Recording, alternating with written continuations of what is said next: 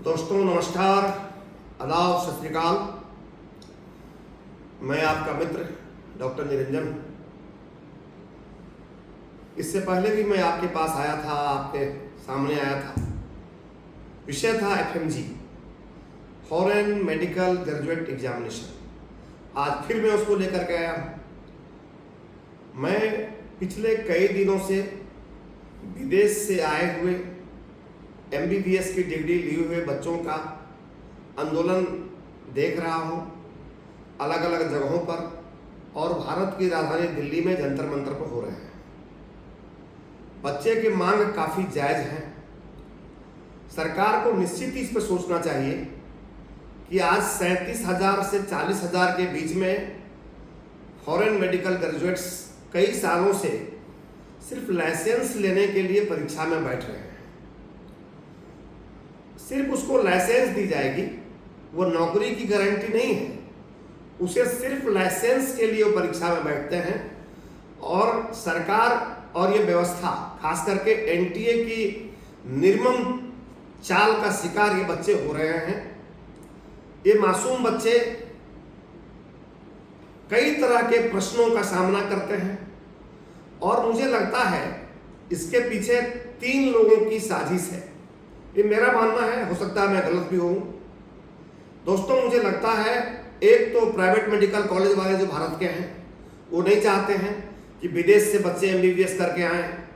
दूसरा, सरकार नहीं चाहती है कि विदेश बच्चे पढ़ने जाएं और वहाँ से आएँ और उसको आसानी से MBBS की मान्यता यहाँ मिल जाए।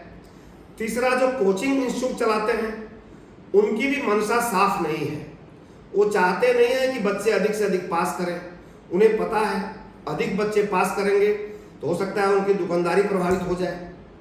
ये जो 3-4 चीज़ें हैं, ये मिल करके हमारे विदेश से आए हुए MBBS किए हुए नौजवानों के भविष्य को अंधकार में डाल रहे हैं, और इनकी संख्या दिन प्रति बढ़ती जा रही है। मित्रों, मैं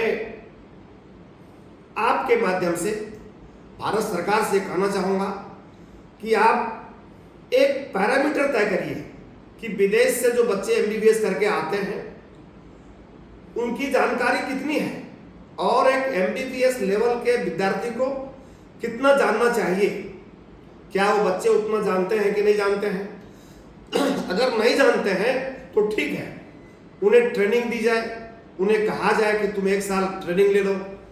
कम से कम जो झोले छाप लोग पूरे देश में प्रैक्टिस कर रहे हैं, अगर हम इस MBBS डॉक्टरों को ट्रेनिंग दे करके टाइम पर उनको रजिस्ट्रेशन दे करके अगर हम सेवा इनसे लें तो कम से कम भारत की स्वास्थ्य व्यवस्था को हम सुधार सकते हैं, और झोला छाप से मुक्ति भी हम समाज को दिला सकते हैं। एक तरफ सरकार कहती है कि डॉक्टरों की भारी कमी है, दूसरी ओर जो क्वालिफाइड डॉक्टर्स हैं जिनके पास डिग्री है उसे सिर्फ लाइसेंस लेने के लिए सालों परिश्रम करना पड़ रहा है।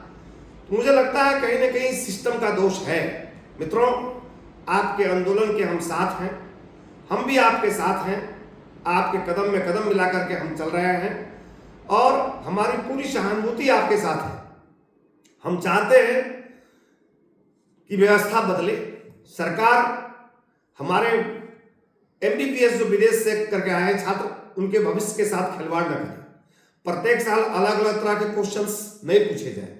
इस बार के परीक्षा में जो क्वेश्चन पूछे गए, मैं दावे के साथ कहता हूं MD की तैयारी करने वाले बच्चे भी उसको नहीं बना सकते हैं जो क्वेश्चन सरकार ने FMG वाले बच्चों से सिर्फ लाइसेंस के लिए पूछे थे। दूसरी बात, सरकार नीट में अगर परसेंटाइल करती है तो फिर FMG में परसेंटाइल क्यों नहीं करती है? सरकार को वहां भी परसेंटाइल करना चाहिए। 50 परसेंटाइल को पास करो। इस तरह से अगर सरकार करेगी तो ये जो एक बेरोजगार डॉक्टरों की फौज बनती जा रही है, ये नहीं बनेगी। ऐसे भी आने वाला समय, मुझे पता है भारत में जिस रफ्तार से मेडिकल कॉलेज खुल रहे हैं, बेरोजगार डॉक्टरों की फौज भारत में बहुत बड़ी खड़ी होगी। लेकिन वो जब होगा तब होगा। वर्तमान में जो समस्या है 40,000 बच्चों की, इसकी समाधान तो सरकार को करनी होगी, निश्चित ही करनी होगी। इन्हीं शब्दों के साथ नमस्कार, जय हिंद, जय भारत।